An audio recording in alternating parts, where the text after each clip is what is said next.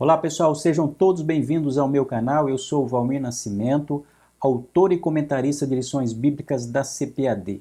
Hoje chegamos à última lição do trimestre, primeiro trimestre do ano de 2021, nessa lição que estamos estudando sobre o verdadeiro pentecostalismo. É isso mesmo, foram 12 lições até aqui, onde nós falamos sobre vários aspectos do pentecostalismo clássico e hoje nós chegamos a esta lição derradeira que vai tratar de mais um assunto central dentro da fé pentecostal, que é a bendita esperança da volta de Jesus. Esperamos que as 12 lições iniciais tenham sido bênção para a tua vida e agora que essa também, que conclui esse trimestre, que seja muito importante para você. Antes de entrar propriamente no estudo da lição de hoje, eu deixo aqui o meu pedido. Você que ainda não é inscrito no canal, inscreva-se, faça parte dessa comunidade, ative o sininho, assim você receberá as notificações do YouTube sempre que eu postar um vídeo novo aqui, seja de subsídios da Escola Bíblica Dominical ou de outros comentários, de outros vídeos que eu tenho publicado aqui no nosso canal. Agora sim, depois da nossa vinheta, vamos para o estudo de hoje.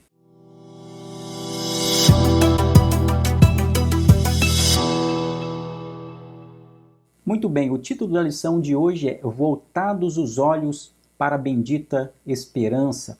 O texto áureo diz assim: aguardando a bem-aventurada esperança e o aparecimento da glória do grande Deus e nosso Senhor Jesus Cristo. Tito, capítulo 2, versículo 13. A verdade prática da lição de hoje é a seguinte: a nossa esperança é algo vívido e real. Não se baseia em utopia e nem em imaginação humana, mas em fatos revelados na palavra de Deus e confirmados pela história. Portanto, nessa lição estudaremos sobre a bendita esperança. Que esperança é? É a esperança que todo cristão tem na volta de Jesus, já que ele assim o prometeu. E essa esperança, ela faz parte da tradição cristã e também permeia o pentecostalismo. Aliás, a declaração que afirma a volta de Jesus compõe inclusive os 5 lemas centrais da fé pentecostal que já estudamos em lições anteriores. Quais são esses lemas? Jesus salva, Jesus batiza no Espírito Santo, Jesus santifica, Jesus cura, Jesus é o Rei que em breve voltará. Portanto, esse lema ele está dentro das convicções centrais da fé pentecostal e ele é expressado através das pregações e também através dos nossos hinos. E nessa lição final, para concluir esse trimestre que estamos estudando sobre o verdadeiro pentecostalismo, nós iremos destacar uma vez mais que essa doutrina é essencial. Ela é muito importante para a configuração de uma vida cristã saudável e que permeia também o verdadeiro pentecostalismo ao longo da sua história e que devemos enfatizar nesses últimos dias, nos tempos em que nós estamos vivendo.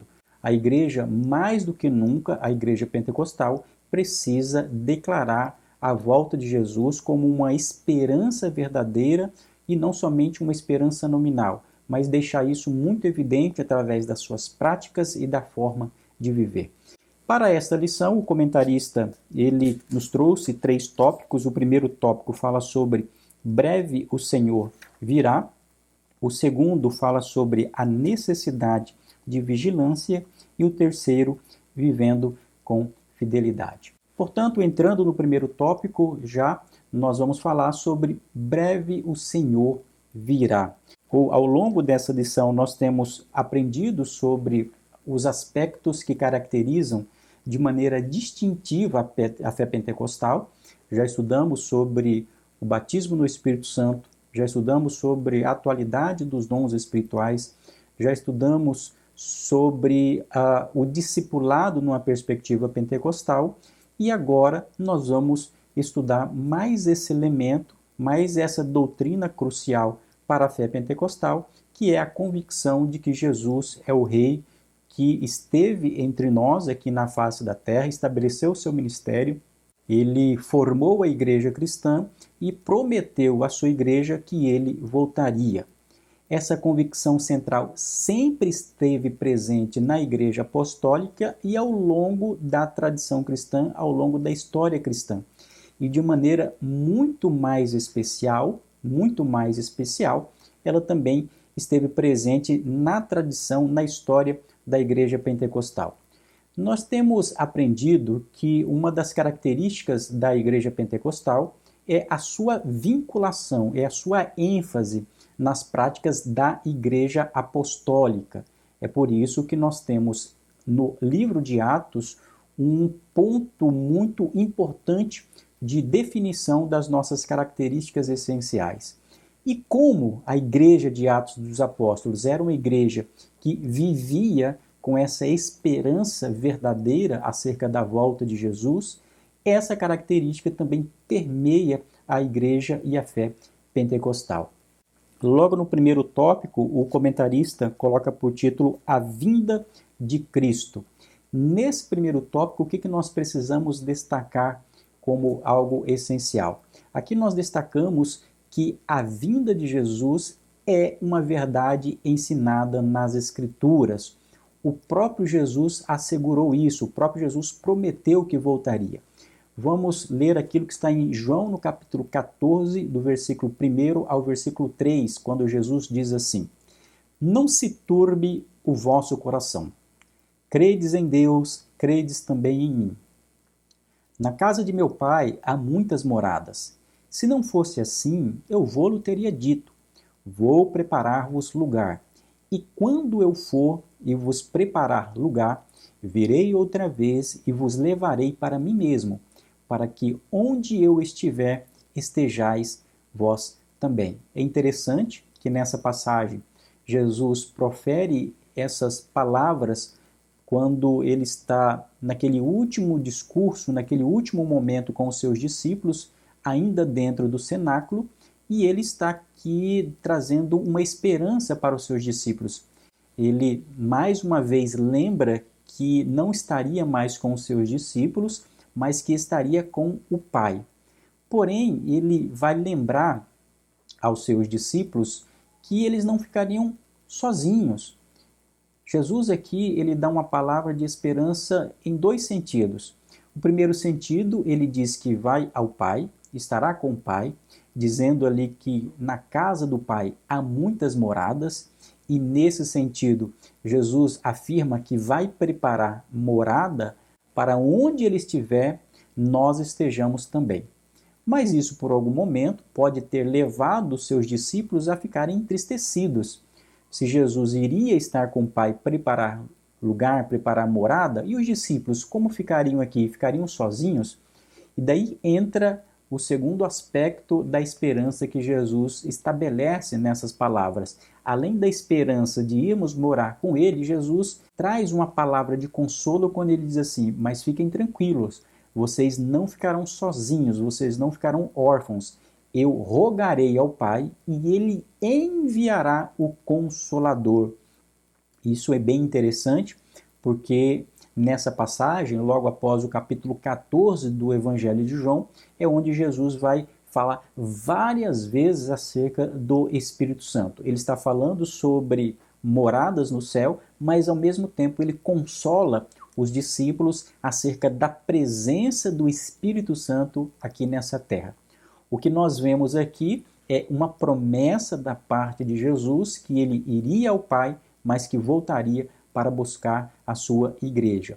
E não somente aqui, mas nós podemos ler também em Lucas, no capítulo 21 e no versículo 27, mais uma palavra em que Jesus assegura: E então verão o Filho do Homem numa nuvem, com poder e grande glória. Lemos também lá em Mateus, capítulo 24 e 27. Porque assim como o relâmpago sai do Oriente e se mostra até ao Ocidente, assim também a vinda do Filho do Homem. O que nós notamos aqui é que Jesus sempre deixou evidente para os seus discípulos que ele iria ao Pai, ele cumpriria o seu ministério terreno, o plano de Deus na vida dele de forma terrena através da sua morte, que ele ressuscitaria, voltaria para o Pai porém ele também declara aos seus discípulos que ele voltaria uma outra vez para levar os seus discípulos juntamente para onde ele estivesse. Essa doutrina essencial que foi dita, que foi compartilhada por Jesus com seus discípulos, ela estava no coração, portanto, dos discípulos. Os discípulos tinham muita convicção, tinham consciência dessas palavras de Jesus. Porém, eles ainda eram vacilantes acerca dessa declaração. Tanto é assim que no texto áureo que nós lemos, que está em Atos, capítulo 1, a partir do versículo 6, eles evidenciam essa falta de convicção, essa falta de profundidade acerca dessas palavras de Jesus. Tanto que o texto áureo que nós lemos diz assim: aqueles, pois, que se haviam reunido, perguntaram-lhe, dizendo: Senhor, restaurará tu neste tempo o reino a Israel? Então eles não sabiam de fato acerca do que Jesus estava mencionando. E disse-lhes: não vos pertence saber os tempos ou as estações que o Pai estabeleceu pelo seu próprio poder. Aí Jesus promete: mas recebereis a virtude do Espírito Santo, que há de vir sobre vós, e ser-me-eis testemunhas, tanto em Jerusalém como em toda a Judéia e Samaria e até aos confins da terra. O que Jesus está deixando claro aqui é que antes que ele volte, os discípulos receberiam a virtude do Espírito Santo, haveriam de ser testemunhas em Jerusalém, em toda a Judéia e Samaria e até aos confins da terra. E o versículo 9 prossegue: e quando dizia isto, vendo-o, eles, foi elevado às alturas. E uma nuvem o recebeu, ocultando-o a seus olhos. Versículo 10. Estando com os olhos fitos no céu, enquanto ele subia, eis que junto deles se puseram 2 varões vestidos de branco. Versículo 11. Os quais lhes disseram: varões galileus, por que estáis olhando para o céu? Esse Jesus, que dentre vós foi recebido em cima no céu, há de vir assim, como para o céu o vistes ir. Perceba, portanto, que logo após o momento que Jesus ele é assunto aos céus e os discípulos estão ali fitando aquele acontecimento, a Bíblia diz aqui que aparecem ali 2 varões, 2 personagens vestidos de branco e declaram para eles: olha, o que vocês estão, ou por que vocês estão olhando para o céu? Porque esse Jesus que dentre vós foi recebido em cima do céu, ele há de vir assim como para o céu o vistes ir. Perceba que esses 2 personagens que são apresentados aqui, personagens espirituais, eles reiteram a promessa de que Jesus havia feito aos seus discípulos. A partir desse momento, nós vamos ver que há uma mudança na concepção dos discípulos. Se até então eles eram duvidosos, nós vamos perceber que eles passam a viver com essa esperança muito mais aflorada. Essa convicção acerca da volta de Jesus se fará muito mais evidente na tradição e na história desses discípulos. Mas a partir de quanto? Principalmente a partir do dia em que eles são revestidos de poder, a partir do capítulo 2 de Atos dos Apóstolos. A partir desse episódio em que eles são batizados no Espírito Santo, eles chegam à convicção de que eles estão vivendo os últimos dias. Por quê? Porque aquela promessa de Joel acerca desse revestimento de poder, acerca das visões, acerca das novas línguas, se cumpririam nos últimos dias. E quando em Atos dos Apóstolos se cumpre a promessa de Joel, então os discípulos têm muito claro para eles que eles estavam vivendo, portanto, os últimos dias. A partir desse momento, a partir dessa ocasião, a Igreja Apostólica passa a viver com a concepção de que eles estão vivendo realmente essa esperança, esses últimos dias, estão confiantes na volta de Jesus. Tanto é assim que os principais discípulos do Novo Testamento, que escreveram as principais cartas do Novo Testamento, que são Paulo e Pedro vão reiterar essa doutrina, essa confiança na volta de Jesus. O apóstolo Paulo vai falar sobre a volta de Jesus em 1 Tessalonicenses e também em 2 Tessalonicenses, e o apóstolo Pedro ele vai falar sobre a volta de Jesus, sobre a promessa da volta de Jesus, principalmente na sua segunda carta, a partir do capítulo 3, que veremos daqui a pouco. Portanto, uma das características primordiais da igreja primitiva era essa esperança escatológica. A igreja primitiva tinha como certo a volta iminente de Jesus, porque eles estavam confiando nas palavras de Jesus e também nos ensinos que eram proferidos por parte dos discípulos, dos apóstolos que estiveram com Jesus. Um autor chamado Gordon Fee, ele afirma que os cristãos primitivos viviam no presente carregando a marca da eternidade. Ele diz que desde a assunção de Cristo nós vivemos nos últimos dias. E de fato, hoje quando nós falamos sobre os últimos dias, o que significa os últimos dias? Últimos dias significa somente o século XXI? Os últimos dias se deram a partir do século XX, a partir do século XIX? Não. Para os cristãos, desde a morte, desde a crucificação de Cristo e desde a ressurreição de Cristo, nós já vivemos os últimos dias. Por quê? Porque é a etapa final do plano de Deus através dos séculos. Então, essa esperança que marcou a igreja primitiva também é a esperança que marca a igreja cristã na atualidade e marca certamente o verdadeiro pentecostalismo. Portanto, essa esperança escatológica sempre marcou a igreja cristã. E quando eu digo esperança escatológica, eu não estou falando sobre as doutrinas, sobre os últimos eventos, sobre as últimas coisas.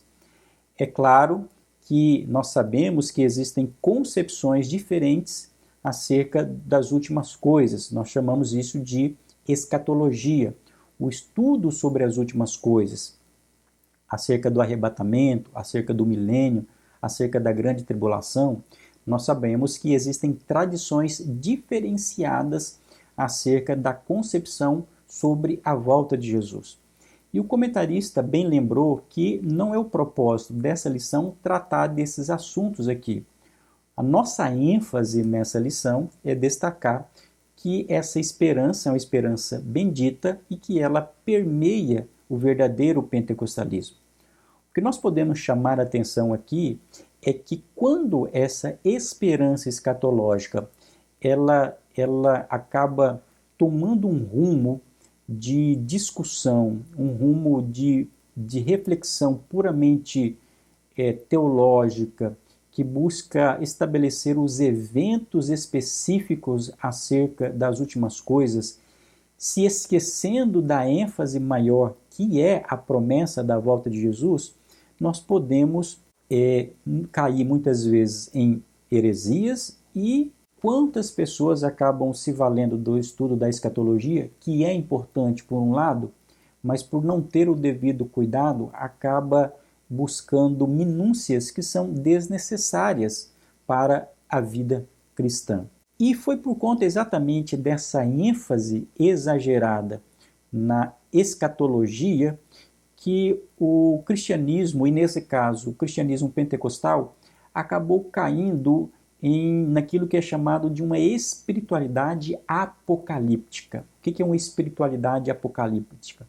É uma compreensão da vida cristã que se preocupa somente com as promessas do reino futuro, esquecendo-se da vida agora. Ao longo da tradição cristã, e aqui nós chamamos a atenção porque isso fez parte também do pentecostalismo, esse tipo de espiritualidade apocalíptica acabou gerando dois prejuízos para a igreja pentecostal, que foi uma fuga da realidade e um isolamento social. Ou seja, a partir de uma concepção de que Jesus voltará, muitas pessoas distorceram essa promessa da parte de Jesus, acreditando, olha, já que Jesus voltará, nós não precisamos nos preocupar com as questões da sociedade, com a política, com a economia, com a própria educação, porque uma vez que Jesus voltará, nós precisamos nos preocupar tão somente com a parte devocional e com a nossa vida religiosa. Infelizmente, esse tipo de postura fez parte de algumas denominações pentecostais, gerando exatamente esse afastamento da sociedade. Agora, o que nós precisamos compreender é que a verdadeira esperança escatológica não gera fuga da realidade, não gera isolamento social. O maior exemplo que nós podemos extrair é exatamente de Atos dos Apóstolos. Ou seja, devidamente compreendida, a esperança escatológica alimenta uma espiritualidade que foca no céu, em primeiro lugar, mas não se esquece do mundo atual. Alguns teólogos chamam isso do já e do ainda não em relação ao reino de Deus. O que isso significa? Significa que o reino de Deus ele envolve tanto o já quanto o ainda não, para usar esse termo do John Stott. Ou seja, o reino de Deus ele é já, porque nós já experimentamos ele na atualidade, já vivenciamos esse reino com a vinda de Jesus, mas ele é o ainda não, porque envolve ainda o retorno de Jesus com poder e majestade para levar a sua igreja, para julgar as nações e para estabelecer o domínio eterno sobre todas as coisas. Enquanto isso, nós vivemos essa tensão do já e do ainda não. Nós não podemos nos esquecer que esse reino já se encontra presente, mas ele ainda existe, tem uma fase fundamental para se concluir com a volta de Jesus. Falando sobre essa esperança escatológica na perspectiva do pentecostalismo, um autor chamado Wolfgang Wondey, ele diz o seguinte: a escatologia funciona como um tema integrador que devolve à teologia pentecostal as suas preocupações centrais, mesmo que transformada por uma urgência apocalíptica. O Wondey está falando que, dentre aqueles 5 lemas da fé pentecostal, Jesus salva, Jesus batiza no Espírito Santo, Jesus santifica, Jesus cura e Jesus é o rei que em breve voltará. Ele afirma que essa última declaração, pelo fato de ser última, ela não é menos importante que as demais. Ele vai dizer que, na verdade, essa última declaração, ela integra, ela integraliza, ela faz uma conexão entre todas as demais declarações que compõem a fé pentecostal. E, de fato, hoje, quando nós falamos sobre o verdadeiro pentecostalismo, nós vivemos com essa crença muito presente em nós, e nós percebemos isso através das pregações, quando pregadores pentecostais enfatizam a volta de Jesus e a necessidade de nós estarmos preparados, vigilantes para a volta de Jesus, como estudaremos nos outros tópicos, e também essa crença se faz presente nos nossos hinos. Vários hinos da harpa cristã falam sobre essa bendita esperança, essa esperança da volta de Jesus. É claro, nós precisamos aqui lembrar também que o pentecostalismo verdadeiro, ele sofreu e sofre também com tentativas de influência do neopentecostalismo que despreza esse elemento acerca da volta de Jesus, enfatizando mais um evangelho que se preocupa com o aqui e agora, com a prosperidade, com os benefícios materiais, com a espiritualidade triunfalista, do que necessariamente com essa esperança acerca de um reino futuro. E por isso, o verdadeiro pentecostalismo deve tomar muito cuidado e afastar toda tentativa que visa nos fazer esquecer das nossas raízes e dessa doutrina essencial, que é a convicção acerca da volta de Jesus. E como nós fazemos isso? Enfatizando essa declaração central através dos nossos ensinos e através das nossas pregações. Precisamos sempre lembrar através das nossas pregações acerca da promessa de Jesus, que ele é o rei que em breve voltará. Ou seja, a nossa morada eterna não é esse mundo, não é esse planeta, não é essa terra. Nós temos um plano de Deus muito bem preparado e que em breve haverá de se concluir com o retorno de Jesus. Isso significa que para nós, a escatologia, a verdadeira escatologia, não aquela escatologia que se perde em discussões infindáveis, desnecessárias, que tenta encontrar o momento exato ou datar o dia e a hora da volta de Jesus. Até porque Jesus disse que a igreja, os seus discípulos, não precisavam saber o momento da sua volta. O que nós precisamos ter é essa convicção, essa crença, é a esperança de que ele voltará. E enquanto ele não volta, nós estamos confiantes.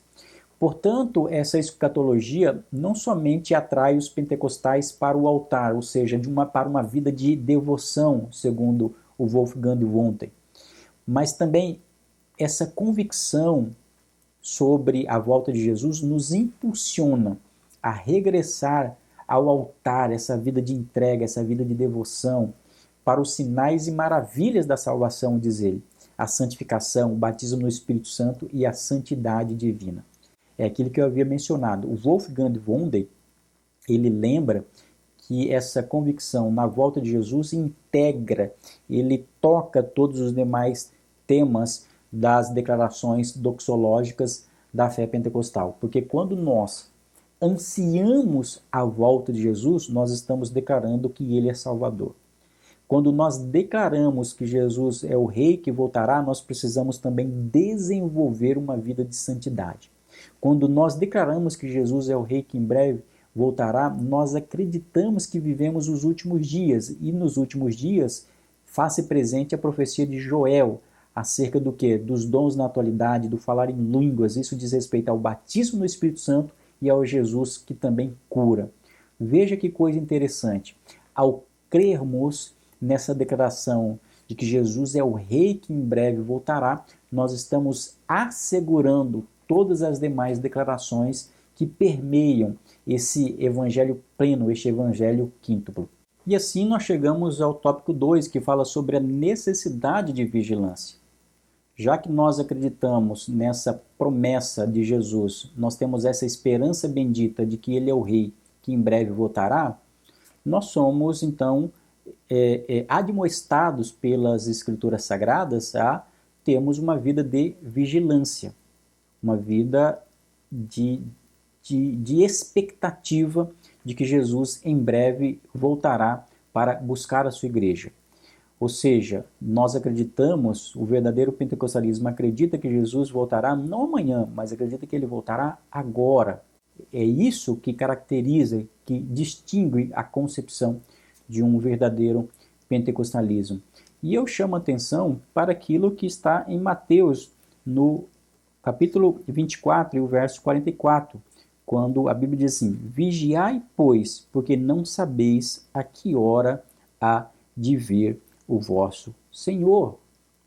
A Bíblia diz que ele virá como um ladrão, não no sentido de violência ou para buscar algo que não lhe pertence, pelo contrário, ele buscará algo que lhe pertence, que é a sua igreja.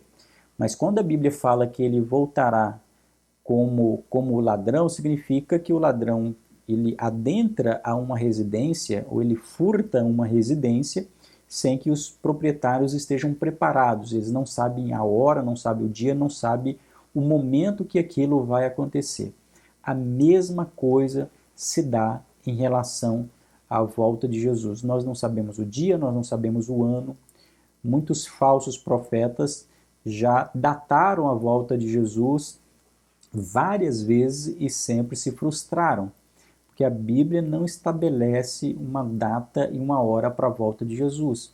E nós também não podemos datar o momento em que Jesus voltará. O que nós encontramos nas Escrituras é essa exortação a essa vigilância. O que é a vigilância? Estar em estado de alerta. É a mesma coisa que faz um sentinela, um vigia. Ele está sempre em prontidão, está sempre preparado, aguardando o acontecimento de algo. E nesse caso é a volta de Jesus. E há uma passagem das Escrituras que nos lembra muito bem acerca da necessidade dessa vigilância, que é a passagem que está na segunda carta de Pedro, no capítulo 3, que tem por subtítulo aqui a epígrafe que foi acrescentada posteriormente, que se chama A Vinda do Senhor. Pedro diz da seguinte maneira: Amados, escrevo-vos agora esta segunda carta, em ambas as quais desperto com exortação o vosso ânimo sincero, para que vos lembreis das palavras que primeiramente foram ditas pelos santos profetas e do mandamento do Senhor e Salvador mediante os vossos apóstolos. E ele diz: Sabei primeiramente isso, que nos últimos dias virão escarnecedores, andando segundo as suas próprias concupiscências. Versículo 4, dizendo: Onde está a promessa da sua vinda? Aqui então o apóstolo Pedro já nos alerta acerca desses escarnecedores, ou seja, pessoas que zombariam acerca da promessa da vinda de Jesus. Eles zombariam, eles ririam, dizendo: olha, mas como é possível? Jesus prometeu que voltaria, mas até agora ele não veio. E essas pessoas ririam dessa convicção central da fé cristã por parte dos seguidores de Jesus. É preciso dizer que Pedro está falando que isso aconteceria, mas já estava acontecendo naqueles dias. E ele prossegue.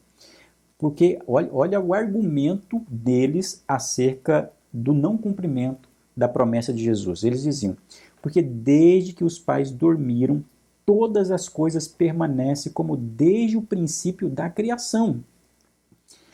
Você percebe aqui que o centro da argumentação desses escarnecedores, desses incrédulos acerca da volta de Jesus, é um pensamento naturalista, dizendo assim: olha, desde que o mundo é mundo, nada aconteceu de novo. Então, se Deus ele não interveio no mundo do passado, significa que ele não vai intervir no futuro. Ou seja, se não aconteceu nada de extraordinário no passado, não vai acontecer também no futuro. Significa que esse Jesus ele não voltará. Isso é contra a natureza das coisas, segundo o pensamento daqueles incrédulos. Você percebe aqui que esse pensamento de incredulidade e esse pensamento que se baseia somente na naturalidade é um pensamento evolucionista e, infelizmente, às vezes se faz presente dentro de algumas denominações cristãs. Elas olham para a vida e para a história somente por uma perspectiva humana e natural, enquanto um cristão pentecostal ele sempre olhará na perspectiva do sobrenatural. Então, aqui eles estavam com esse argumento, porque desde que os pais dormiram, ou seja, desde que os nossos antigos eles já foram, todas as coisas permanecem como desde o princípio da criação. Mas daí, o apóstolo Pedro, ele é sábio. Ele começa a desconstruir esse argumento.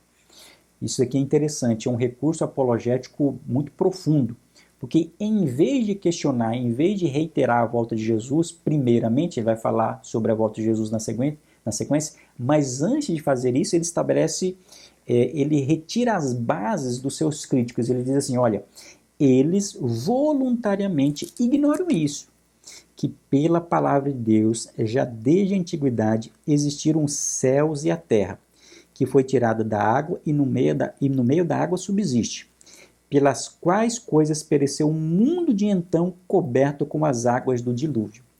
Então aqui Pedro desconstrói o argumento dos incrédulos. Eles diziam que o mundo desde então é o mesmo, não aconteceu nada, e Pedro diz: isso não é verdade. Vocês estão ignorando que, primeiro, que o mundo foi criado pela palavra de Deus, e nós temos sim um acontecimento histórico que mostra a intervenção de Deus, que foi o quê? Que foram as águas do dilúvio. Ou seja, então, desde que o mundo é mundo, ele não é retilíneo, aconteceu algo extraordinário através da intervenção de Deus. Aí Pedro prossegue: mas os céus e a terra, que agora existem pela mesma palavra, se reservam como tesouro e se guardam para o fogo, até o dia do juízo e da perdição dos homens ímpios. Então aqui Pedro está lembrando, reiterando que um dia essa terra chegará ao final. E vale dizer que aqui nessa expressão do apóstolo Pedro, ele não está fazendo aqui, até porque a Bíblia não é sistematizada, ele não está colocando ordem nos eventos acerca do arrebatamento, acerca de milênio. acerca da conclusão dessa terra. Pedro, ele não está falando de maneira sistematizada. A sistematização das últimas coisas é algo que nós fazemos posteriormente, quando nós olhamos todas as passagens das Escrituras, do Antigo, do Novo Testamento, Daniel, Apocalipse, para melhor compreender acerca desses últimos eventos, coisa que o apóstolo Pedro não se ocupa aqui. Aí ele prossegue. Mas, amados, não ignoreis uma coisa, que um dia para o Senhor é como 1000 anos, e 1000 anos como um dia. Aí o versículo 9, já que nós estamos falando aqui da necessidade da vigilância. Ele diz, o Senhor não retarda a sua promessa, ainda que alguns a tenham por tardia, mas é longânimo para convosco, não querendo que alguns se percam, senão que todos venham a arrepender-se. Os críticos dos cristãos naquela época diziam, olha, mas o que foi feito da promessa de Jesus? Ele não vai voltar, ele está demorando. Aí Pedro lembra, o Senhor não retarda a sua promessa, ainda que algumas pessoas podem acreditar que ela está tardando. Mas ele explica por que isso está acontecendo. Ele é longânimo para convosco, não querendo que alguns se percam, senão que todos venham ao arrependimento. Significa que enquanto Jesus não vem, ele está dando a oportunidade de salvação para o ser humano se salvar, se arrepender dos seus pecados e confessar Jesus como Senhor e Salvador da sua vida.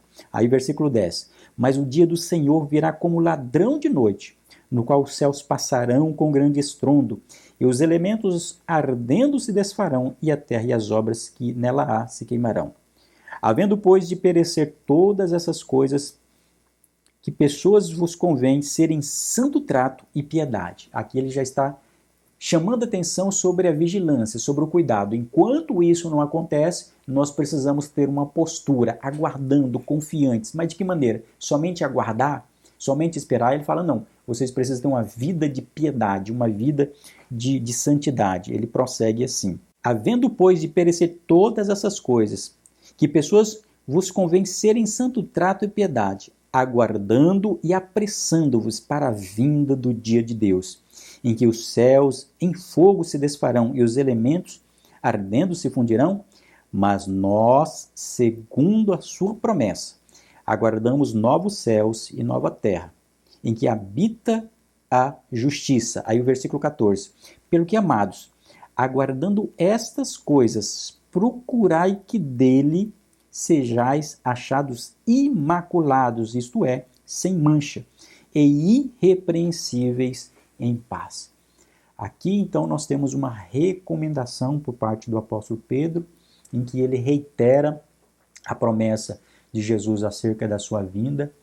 Ele alerta aqueles que descreem e que, sobretudo, zombam da promessa de Jesus e nos conclama a mantermos uma vida de piedade, uma vida de santidade, aguardando a volta de Jesus. Isso é uma parte muito interessante para nós enfatizarmos esse segundo ponto que destaca a necessidade de vigilância. Então, nesse ponto desta lição, devemos destacar a vigilância, não somente o estudo acerca das últimas coisas, não somente definir sistematicamente os eventos futuros, mas que o nosso coração esteja vigilante, as nossas palavras, os nossos atos, nosso estilo de vida estejam condizentes com essa crença central, que é a crença nessa bendita esperança. E assim nós chegamos ao terceiro tópico dessa lição, que fala sobre vivendo com fidelidade. O comentarista diz: viver com fidelidade é adotar um estilo de vida cristão na esperança da vinda de Jesus. Assim como Deus é santo e exige santidade do seu povo, da mesma maneira, um Deus fiel exige fidelidade do seu povo. E o que é a fidelidade? O comentarista aqui ele traz a definição dizendo que fidelidade é a qualidade de ser cheio de fé, característica do que é fiel, lealdade. Os termos fidelidade, verdade e lealdade pertencem ao mesmo campo semântico na Bíblia, como nós podemos ler em Jeremias 4, versos 42, versículo 5. Seja o Senhor entre nós testemunha da verdade e fidelidade. Ou também em Tito 2,10, mostrando toda a boa lealdade. Aqui, nesse último tópico, continuidade do último do segundo tópico, nós falamos sobre a necessidade dessa fidelidade. Porque manter-se vigilante enquanto Jesus não vem, ele nos leva a um estilo de vida de fidelidade, de sermos leais a esse Deus que nos prometeu, a esse Jesus que nos legou a palavra de que ele em breve voltará. E isso nos leva a esse compromisso, a um estilo de vida que é condizente com essa palavra. Não sermos relapsos, não sermos esquecidos acerca dessa palavra. É claro que o mundo ele batalha contra aquele que declara esta confiança. O mundo secularizado, o mundo descrente, o mundo que não acredita em Deus, o mundo que não acredita na Bíblia, o mundo que não acredita em Jesus, fala, olha, viva a sua vida agora. Aproveita o dia hoje. Seja feliz hoje. Enquanto o mundo acredita na felicidade plenamente terrena, o cristão ele tem o seu coração voltado para essa promessa futura. É claro que nós também experimentamos uma paz, uma alegria nos dias atuais, mas a confiança central de um cristão é viver com os olhos voltados para esse reino futuro. Aliás, é encontrar o ponto de equilíbrio. Mas o mundo tenta nos seduzir de várias maneiras, falando, olha, essa questão da volta de Jesus, isso é algo que não tem base científica, é coisa que não tem fundamento histórico nenhum. Mas como nós bem declaramos aqui através do argumento de Pedro, Pedro disse, olha, Deus já fez a intervenção dele no mundo. Significa que ele pode intervir nos dias atuais. Isso nos leva a um estilo de vida. É difícil? É muito difícil. Sermos fiéis a Deus em um mundo em que impera o hedonismo, o egoísmo, o pecado e todo tipo de sedução, é um grande desafio sermos fiéis a Deus. Enquanto nós estamos afirmando a volta de Jesus, o mundo está meneando a cabeça, está se preocupando somente em construir um império nesta terra. Assim como aconteceu com Noé, povos daquela época não acreditaram em Noé, e mais do que isso, também criticaram Noé, zombaram de Noé. Assim a mesma coisa acontece com a igreja na atualidade. Mas assim como Noé, ele foi fiel a Deus, mantendo-se mantendo a sua confiança na palavra de Deus, construindo aquela arca segundo a orientação divina, a mesma coisa hoje a igreja do Senhor faz, que é manter essa fidelidade, essa confiança plena nessa promessa de Jesus. Por quê? Porque Jesus, ele é fiel, Deus ele é fiel, a Bíblia nos diz que ele é fiel, até porque a fidelidade é um dos atributos do próprio Deus. Se ele prometeu, ele vai cumprir. Se Jesus afirmou que ele voltará, ele assim o fará. E assim nós também desenvolvemos um estilo de vida de fidelidade, até porque a fidelidade é uma virtude cristã. E nesse sentido, nós devemos aguardar confiantemente essa volta de Jesus. Mas enquanto nós aguardamos a volta de Jesus, nós continuamos também acreditando nas outras declarações centrais do pentecostalismo, que Jesus é o Senhor de todas as coisas. Hoje ele é o nosso Senhor, ele é o nosso Salvador. Nós continuamos desfrutando do batismo, dos dons espirituais, acreditando que esse Jesus cura na atualidade. Esses são os fatores que distinguem o verdadeiro pentecostalismo. E nós vamos chegando realmente ao final dessa lição com essa convicção acerca dessas verdades que nos caracterizam. Que essa lição tenha sido rica para a tua vida, que aquilo que nós tenhamos estudado através dessa lição e que aquilo que eu tenha dito aqui através desses vídeos, desses 13 vídeos que postei aqui no meu canal, tenham sido edificantes para a tua vida. Que essa lição ela não tenha contribuído somente para o crescimento do seu conhecimento, mas também para a tua edificação espiritual, para que você busque o batismo do Espírito Santo, para que você busque os dons espirituais, para que você continue crendo e ore por curas, por milagres, e também que o seu coração esteja devotado e confiante nessa promessa suprema que é a volta de Jesus. Que Deus abençoe a tua vida. Não esqueça de deixar o seu like e também o seu comentário. O que você gostou nesses comentários acerca dessas lições, dessas 13 lições que nós comentamos sobre o verdadeiro pentecostalismo.